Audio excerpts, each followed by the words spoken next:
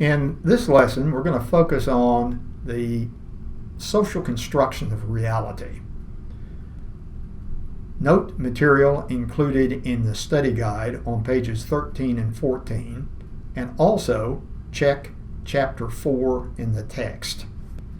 The social construction of reality implies, just as the phrase itself would suggest perhaps to you, reality is the byproduct of human social and symbolic interaction. The social world around us is created by us. Nothing has built-in meanings.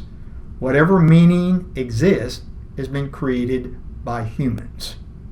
We create meanings via a social process.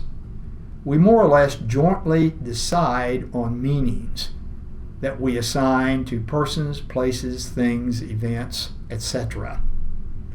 And because we humans create these meanings, we can change meanings. Perceptions and behaviors are influenced by how we initially define a situation, a circumstance, a behavior, and so forth. We act on reality as we see it. And we define situations, circumstances, behaviors of others, etc., from our own frame of reference. And that tends to reflect our culture and our subcultures, the statuses that we occupy, and the roles that we play. And it's important to remember that reality can be so complex that what might be thought of as equally valid observations from different points of view can appear to be quite contradictory. For example, what do you see? 4 or 3? On the other hand, use, if you will, as a way of illustrating the social construction of reality, our friend Calvin. For Calvin, his reality is that Hobbes, his best friend, isn't a stuffed tiger, but what? You got it. Hobbes comes alive. Therefore, the last thing you want to do is to put him in the locker where he might suffocate. Or Calvin can wax philosophically. For him, this is a reality.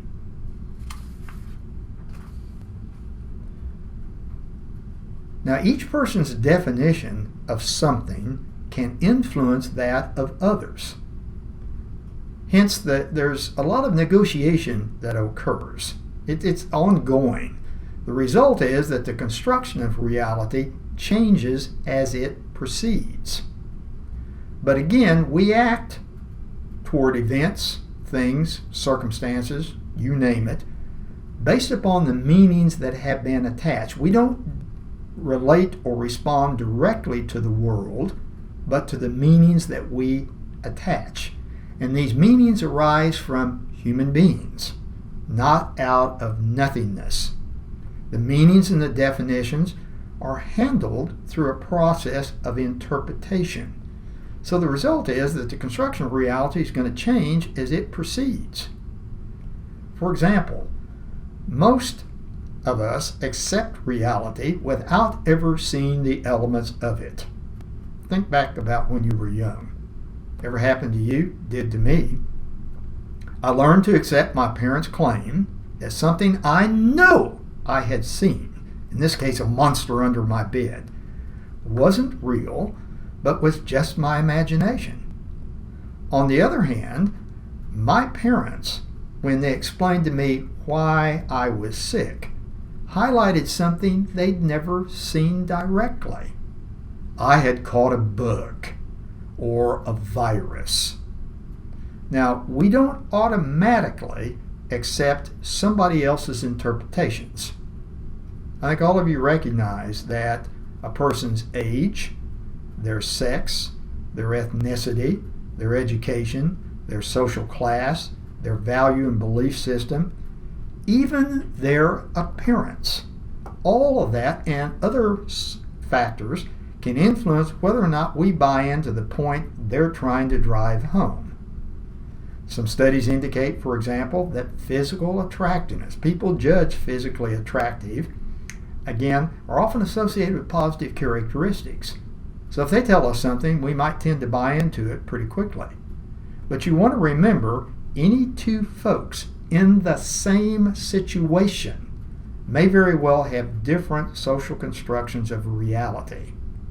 That is to say, they've got different interpretations of reality, even though they are attempting to make some sort of sense. They're applying a particular interpretation or definition to the same situation, the same experience.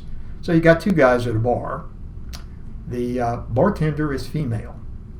She's very attentive to their needs, engages them in small talk, makes a lot of eye contact with them, smiles a great deal. Is it possible that one of the males would say, "Gee whiz, she is really good, the best bartender I've ever had an experience to deal with"? Could the other guy say, "Hey, she's hitting on me"? You understand where I'm coming from as such? Take a look at the meanings that some folks associate with hot-button issues, like physician-assisted death or abortion.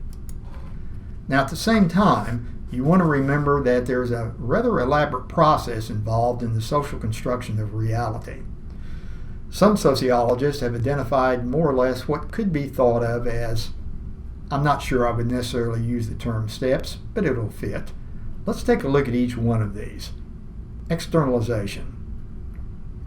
This is, again, a process, as you will note there, whereby reality is, in effect, initially created. Here, people construct a piece of cultural knowledge about some aspect of the world. Now, this process can be highly formalized or it can be quite informal in nature. If any of you popped off, shared your ideas about, again, some event in the world today, that's kind of an informal process. On the other hand, it can be formal. For example, most organizations have an R&D department, okay? Research and development. What's the purpose of the research and development part of the organization? Come up with new knowledge, come up with new products, come up with new approaches as such. Some of you are aware of the fact that people make a handsome living just, again, being employed by a think tank, where their job is to sit around and come up with new ideas. So this is, again, in a lot of ways, a situation where people come up with ideas and then they try to sell them. Think of this as, to a degree, fact marketing. Now, once again, their positions as to age, sex, wealth, social class, education, physical character, all that's going to affect whether or not others will buy into what they're trying to sell. Now, it's important that you remember what's the argument being made here is that ideas about certain things are created and fashioned by humans. Then, once these have been fashioned, by and large, you have this second step, objectivation, or objectification to be more precise. Here, the facts, quote unquote, that were once somebody's ideas, speculations, theories, take on an objective reality of their own, independent of the people who created them in the first place. In other words, these speculations, these ideas, become what everybody knows. Now, there's a problem here. Sometimes what is an unsubstantiated rumor takes on a life of its own, and it becomes, in the minds of people, an objective fact. It's true. A classic example of this is what some people refer to as Halloween sadism. Okay, in other words, on Halloween night, there are evil people out there who will prey upon unsuspecting youngsters and incorporate in their treats nasty things like razor blades, or taint their candy that they're distributing with poison. Now, how realistic is this fear? In the community in which I live, again, frequently you will pick up public service announcements on the radio as well as television, and sometimes even in the local newspapers. Kids, check your treats. Make sure adults handle it. Don't take anything unwrapped. Well, as it turns out, there's only one documented case of a child being harmed, in this case killed, by tainted Halloween treats. Who was the culprit? Might surprise some of you. His own father. So bear in mind again that at this second stage or step, the facts literally take on a life of their own. This is one reason why Karl Marx was uncomfortable with religion. He in part made the argument that religion is created by humans, and then humans walk away from it and act like it's something beyond their control. Then we have the last step, internalization. Notice people have got to learn the objectified facts. Have you ever tried to play catch with a 2 to 3 year old? They're going to have difficulty catching the ball. Part of the reason is they have not yet learned the significance of gravity, that what goes up comes down, and often they end up getting hit right between the eyes with a ball. And not too long ago, there was an interesting experiment with first graders. The first graders were shown a series of pictures and then asked of these pictures which one goes best with a particular word. So the first picture that was presented to the kids was a duck. Okay, and by the way, the word was fly, F-L-Y. So once again, looking at these 3 pictures or photos, which goes best with the word fly? The second photo was that of a dog. The third photo was that of an elephant. Now, tell me, the majority of the kids picked which photograph? If you guess this one, you're right. Why? You got it? Dumbo. Well, kids at that age had not yet internalized the knowledge that elephants truly cannot fly. Another example has to do with this phenomenon, UFOs. Some of you remember 1947. There was supposedly a crash of an alien spacecraft near Roswell, New Mexico. Interestingly enough, the story vanished pretty quickly from the news headlines after the crash was investigated by authorities. But it resurfaced in a big-time way in the 1970s.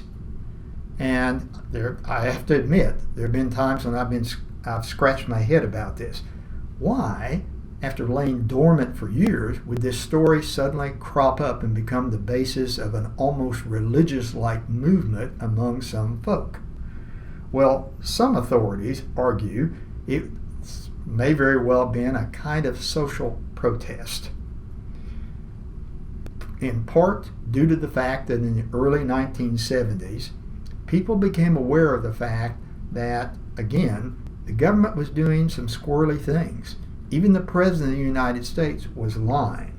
Maybe we can't trust the government. They're telling us these don't exist, but maybe they really do. On the other hand, another factor that could have had an influence on why this became for some so very, very important is that, again, here are these folks or beings from far away. They've come long distances to study us. So in a way, maybe all of the fervor over UFOs elevates the overall position of humanity. We're attractive, we're interesting to these super intelligent beings from the stars.